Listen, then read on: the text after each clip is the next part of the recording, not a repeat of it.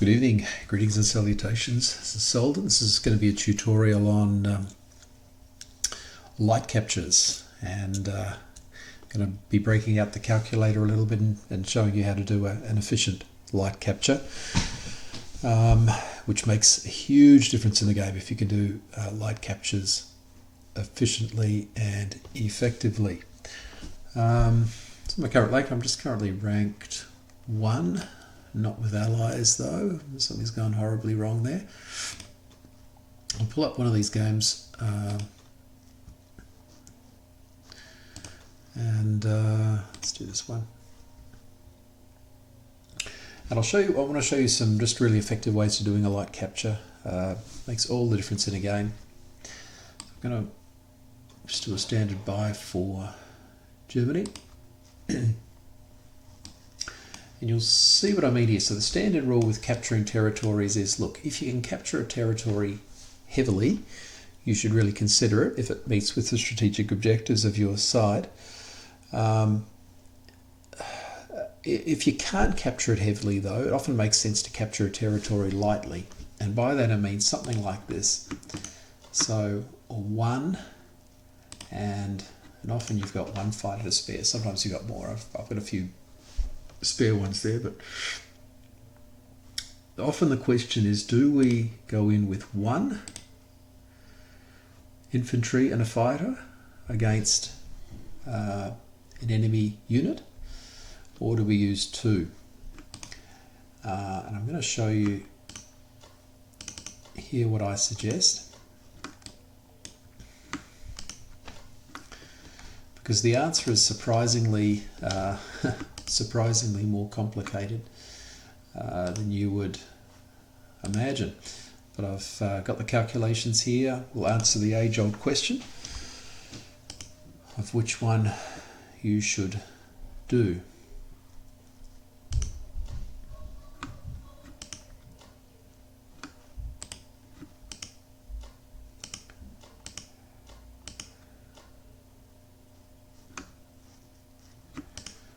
All right, so in fact I'm just going to change one of these.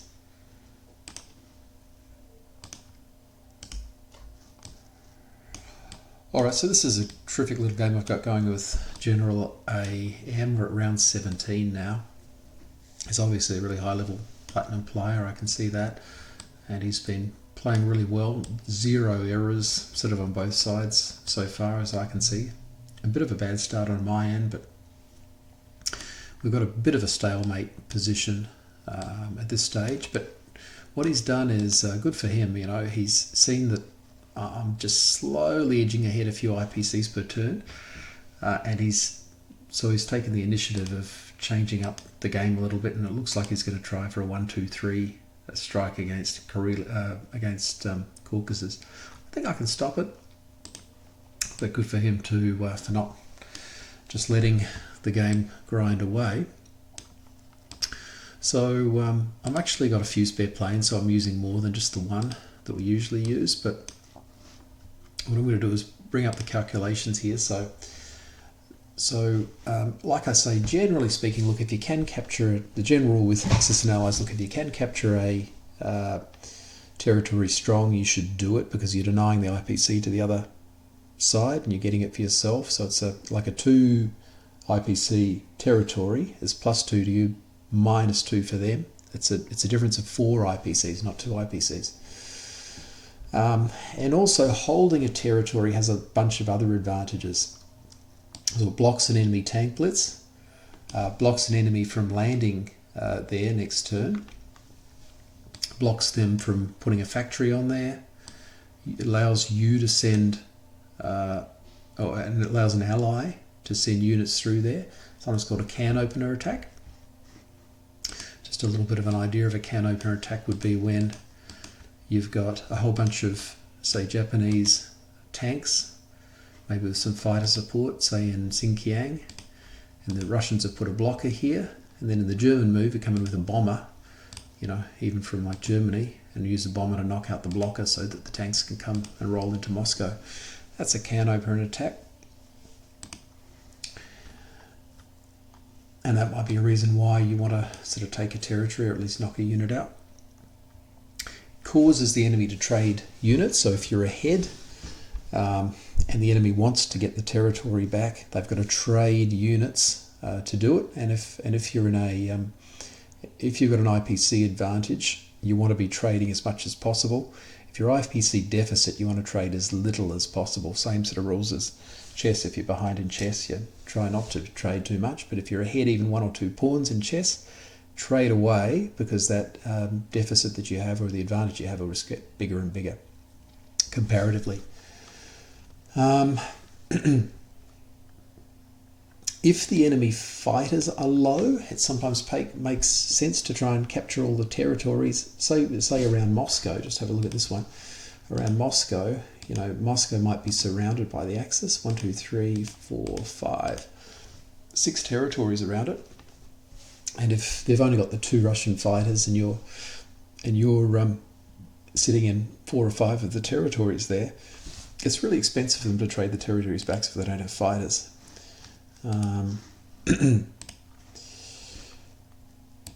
So you've got to work out. Sometimes there are times when the enemy just can't hit back either. So a light capture is really hard for them to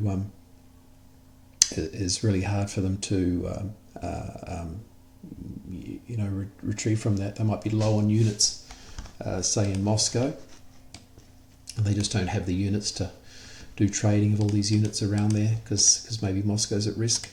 If that's the case, yeah, trade away. You also need to know your chance of hitting back, so this will determine whether or not you take an enemy heavy or light. So if they counterpunch, or if they knock your units out, can you counterpunch them back? What's the chance of holding the territory? So there is a chance, I should say, of holding the territory. Even if you capture it lightly, they could go for it back and then miss out. Then you might be able to move on to further territories. Or you might want to be stopping the enemy from moving on to further territories if the unit survives. And I'll just give you an example there. Like this one, I really do want to kill this one, even if I don't take the territory, because if I don't, this UK unit can come and take Bulgaria. So what do the stats look like, and how should you generally do it? And here I've got a few extra aircraft that you might not usually have. It often is just 1 infantry and 1 aircraft versus an infantry. I've got a few extra here, but what does it look like? So generally, if you're wanting to do a light capture, so I'm just going to have a few assumptions, and it gets a little bit heavy with a calculator. Assumption number 1 will be that your surviving or capturing unit will be destroyed efficiently the next turn by the enemy, and this means the enemy will destroy them in 1 turn, right? Which means that an infantry will hit 1/3 of the time, but then they're dead, right? So 1/3 of the time they'll knock out an attacker infantry worth 3. So on average, the 1 infantry unit that you have that's light captured in enemy territory, on average it'll cause 1 IPC damage before it gets destroyed. So I hope that makes sense. So they're hitting 1/3 of the time back if they're killed efficiently in 1 turn by the enemy, and they're probably going to be hitting, I'm assuming they're hitting an enemy infantry 1/3 of the time worth 3, so it's about 1 IPC damage. Correct me if anyone's better at maths than I am, correct me, that seems to make sense to me. This drops to about a 1 IPC loss. So what that means is that if your blocker, so if you've done a light capture of an enemy territory and then it's destroyed next turn, it's got a 1/3 chance of hitting the enemy. So in essence 1 IPC damage, but it costs 3. So therefore your loss the next turn is 2 IPCs. Hope that makes sense. This drops to 1 IPC. You only lose 1 IPC if the enemy attempts a light capture back, because they're not as guaranteed to kill your guy in 1 turn. It might take them 2 or 3 turns, or they might not do it at all. And the calculator, and where I come up with that is this calculator here. And this is the best calculator, 1942calc.com. If you'd have one infantry plus a fighter versus one infantry, and you retreat if you lose your infantry, you retreat. It shows that the attacker profit is 1. Okay, 1 rather than 2. So just a little less chance of them killing you. So let's do the numbers based on that. So if you use one infantry and one fighter against enemy territory, your average battle profit is 1. That's what we've seen here. Average attacker profit is 1, because they might not succeed. The chance of conquering is 53%, which means that your fighter and your infantry survive. And again, that's here. Chance of conquer is 53%. Therefore, if you're trying to do a light capture of a 1 IPC territory, it's about a 0.53, or about a half IPC advantage on average.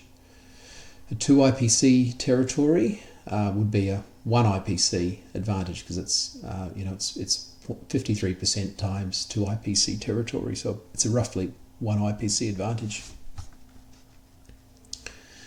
So therefore, with the battle, if you use one fighter and one infantry attacking an infantry,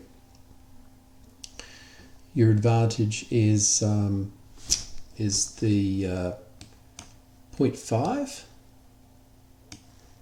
for the 1 IPC territory, plus the average battle profit of 1, because you're probably going to kill the enemy infantry, but it's not guaranteed, means 1.5 is your overall IPC average advantage at the end of doing a battle like that, including taking the territory.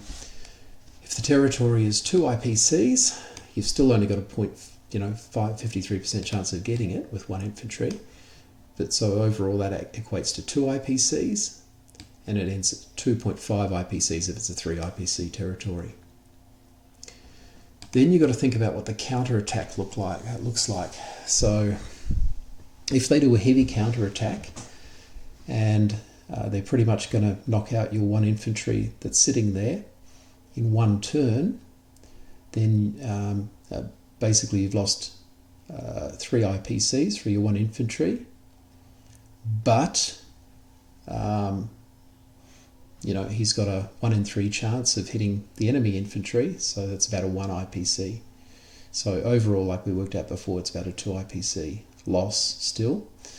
So you do get a 0.5 loss overall after the attack and counter-attack, and then but it's still an advantage of a 0.5 for a 2 IPC and a 1 IPC for 3 territory.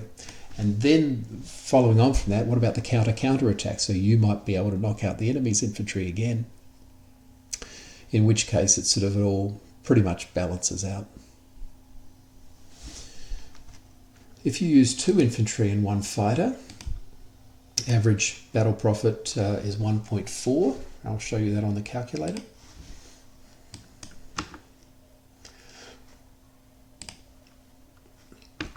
So again, 1.4 average profit, but now we've got a 93% chance of conquering, which is obviously a lot nicer. So the first 1 IPC territory is almost, you've got a 93% chance, so it's sort of 0.93 IPCs, or 1.8 IPCs if it's a 2 IPC territory, because it's 2 IPCs times by 93% chance of winning the battle if you use 2 infantry and 1 fighter. So the overall first battle advantage if you use 2 infantry is 1.4, because that's the average battle profit, because you're probably going to just knock out that enemy infantry straight away, plus 0.93 if it's a 1 IPC territory, so that's average of 2.33 for a 1 IPC territory. or a 3.2 for 2 IPC territory, 4.1 for 3 IPC territory. However, the counter-attack is what really stings the 2 infantry, 1 fighter light capture. So there's a 56 chance of 2 units being left in the territory, and they'll be destroyed. And that's overall a 4 IPC loss if they use a heavy attack against your infantry. Now they might not. They might use something similar to what we use. Maybe they might use, say, 2 infantry, 1 fighter as well. They might only have something like a average profit of 1.4 or 2 or 3. So it might not be 4, but this is worst case scenario. And that average is slightly above, and you've got a 36% chance of 1 unit being left over after the battle. And again, that's just shown up here. So 56, 36. So average it's not exact, but it's something like, if you've got 2 infantry left in the territory and they do a good counter-attack, a strong counter-attack on it, you're looking slightly like a 3 IPC total loss when the remaining units are destroyed, depending on whether you have 1 or 2, left after that battle.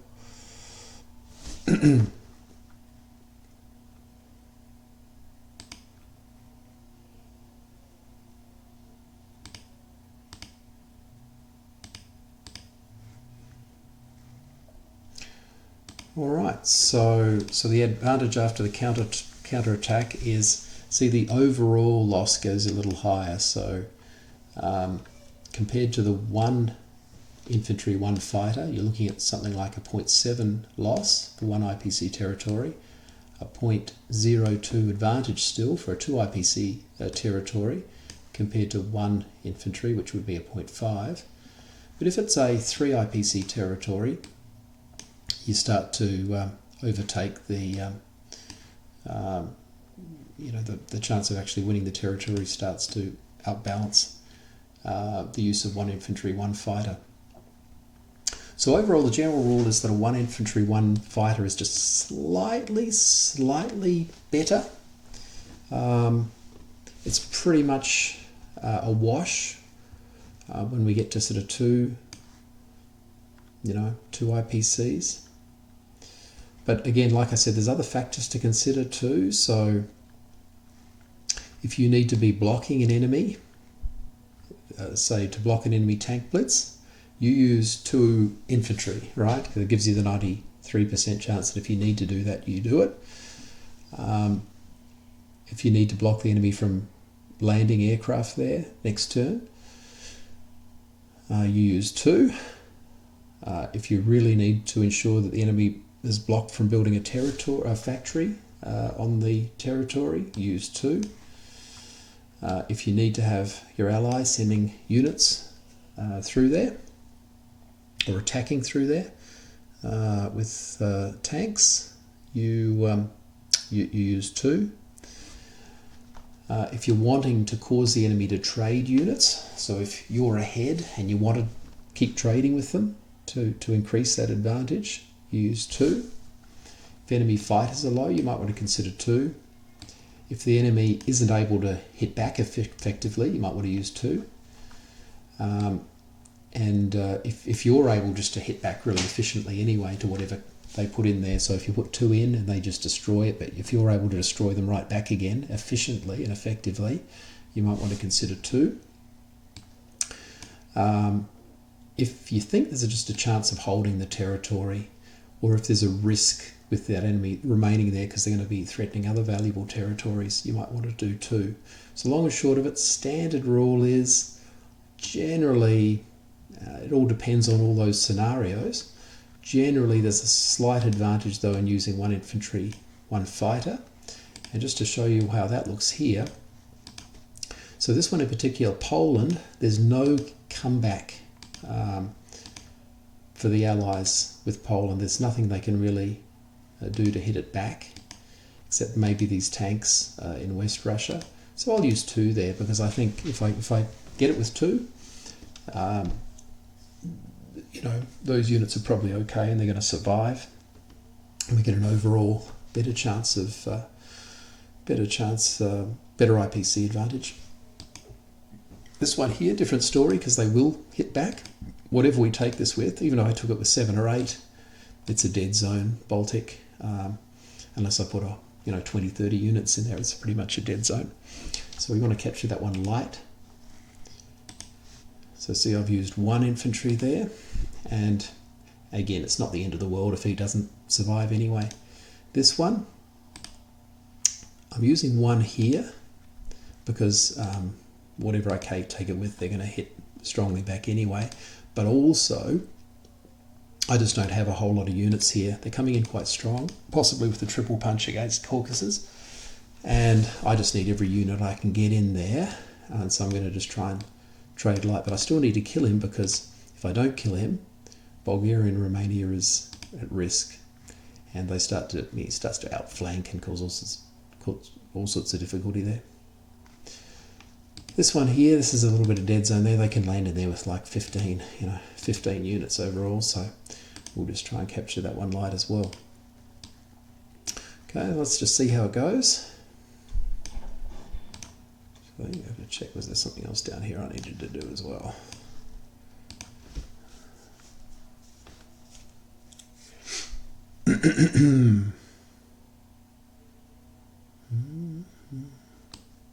Not sure what to do with this. It's a bit of a difficult situation down here.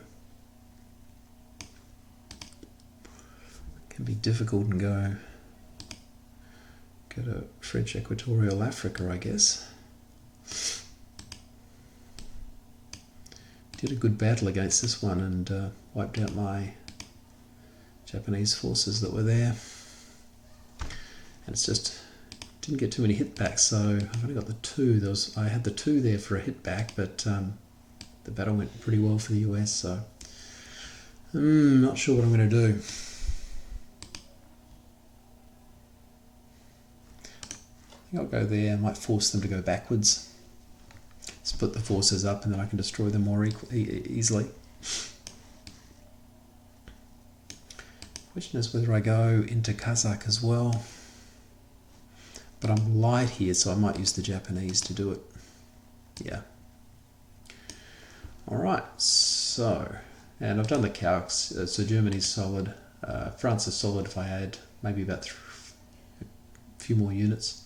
I might swap around the tanks for infantry though. Okay. And again, because I'm attacking with, my percentages go up a little bit if I'm attacking with this many aircraft as well. So, but often you don't have that luxury. So I'll have slightly better odds here. It's a better chance of capturing just with 1 infantry, which is the most effective. And obviously we use aircraft because it just limits the counterpunch. So if I attack with an infantry and a bunch of air force aircraft, they can land somewhere else at the end of the battle, and they're not at risk of just getting wiped out in the counterpunch. So you want to use just 1 infantry or maybe 2 infantry if you really want to capture the territory. If you're just going for pure IPCs, you want to. It's a slight advantage in just using 1. And again, I think this shows that it's not a vast difference. So it's minus 0.5 for a 1 IPC territory for using 1, or minus 0.7. Well, let's look at the first battle advantage. 2.33 for 2 infantry, and 1.5 for 1 infantry. It's just that the risk is that if you've got 2 infantry sitting there, it's more of a chance that they'll get knocked out and cause an IPC loss.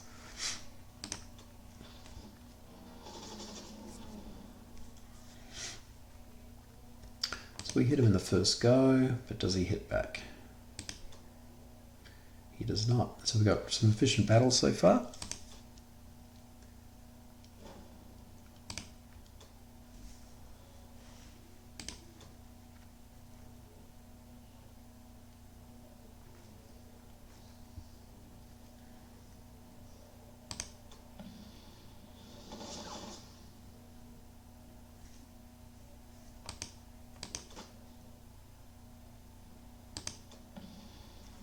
Lucky I used 2.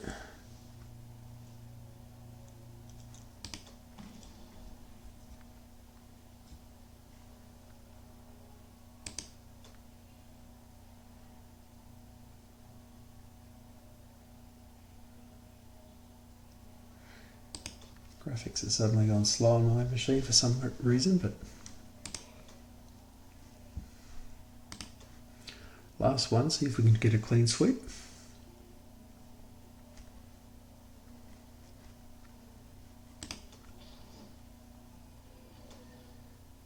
Ooh. Let's try again. Finally.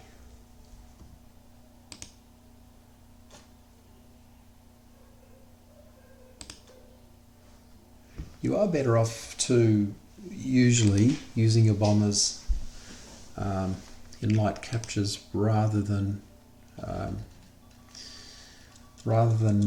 raids on enemy infrastructure, depending on where you're at in the game. But the general rule is that a raid on enemy structure factory nets an advantage of just something like 1 IPC, and the reason is because that's with the risk of the bomber getting destroyed 1 in 6 times at a cost of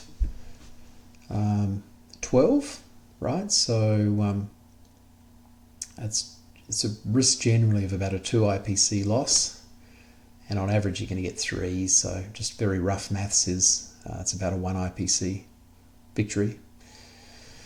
So don't be upset when you roll when they miss your bomber but you roll a 1. That's the odds. I'll put the bomber right on the coast here just to cause them some logistical issues. These fighters need to land.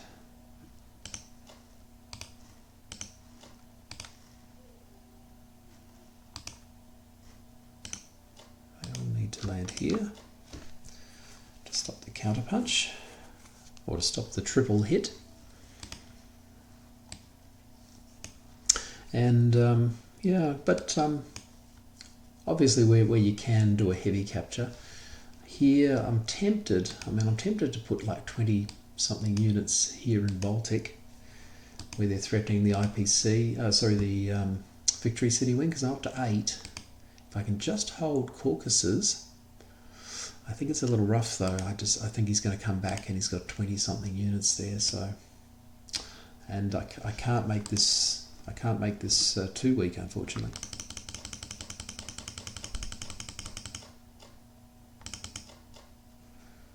So I need about 14 there to hold it, and I'm going to swap it for 12 tanks. And I've done the numbers on that, that's okay. And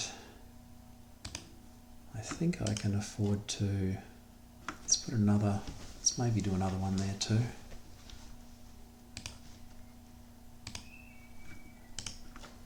Let's make him, and actually if I knew I was going to do that, you may as well throw it in the battle, not afterwards, but so it's not optimal to add the extra guys now after the fight. But I'm just thinking I want to try and see whether I could, I'm swapping my tanks around so that to give me a chance to do a blitz through and take it, or at least threaten that. Might force him to keep some forces back there.